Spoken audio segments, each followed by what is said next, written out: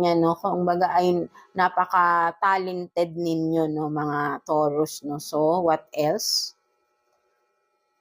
So, meron dito mimic you 'no, jealous of you 'no. So, 'yan 'no, for some of you Taurus 'no, meron kayong mga, kung sa business man maybe ay mga kaanuhan niyo sa business 'no, puwedeng sabihin natin mga kakumpetensya ninyo, kasi ginagaya kayo 'no. So, mimicking you 'no, something like that, ginagaya nila kayo 'no.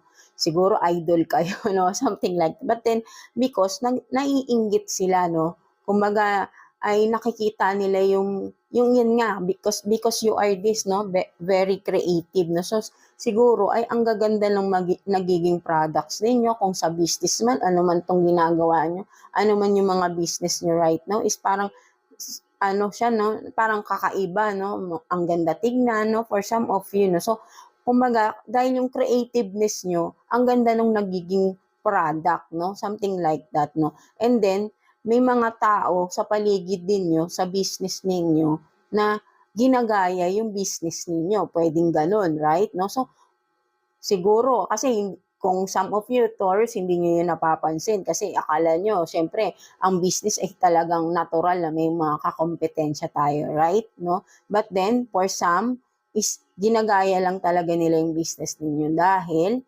nakikitaan nila ng potential 'no. So, ginagaya nila dahil naiinggit sila dun sa mga gawa niyo. But then ikaw yung original 'no. When it comes to originality, ikaw lang yun 'no. Kahit anong gaya pang gawin nila sa mga products ninyo, hindi nila magagaya yung quality na ginagawa niyo Taurus, right?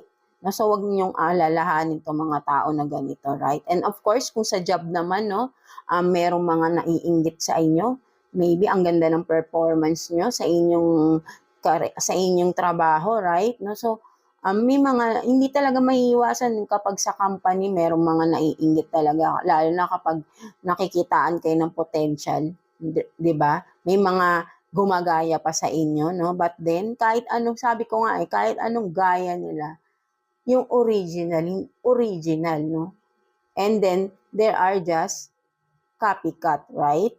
'No, so and of course naman 'no, so kung saan nag-aaral pa lang kayo 'no, for some of you Taurus nag-aaral pa lang kayo, so meron nga 'no, again 'no, may mga naiinggit 'no, kasi siguro matalino kayo, madali lang yung nakukuha yung mga lessons, right 'no, so maybe for some of you nag-e-excel talaga kayo sa inyong mga academics, right 'no, so hindi talaga natin maiiwasan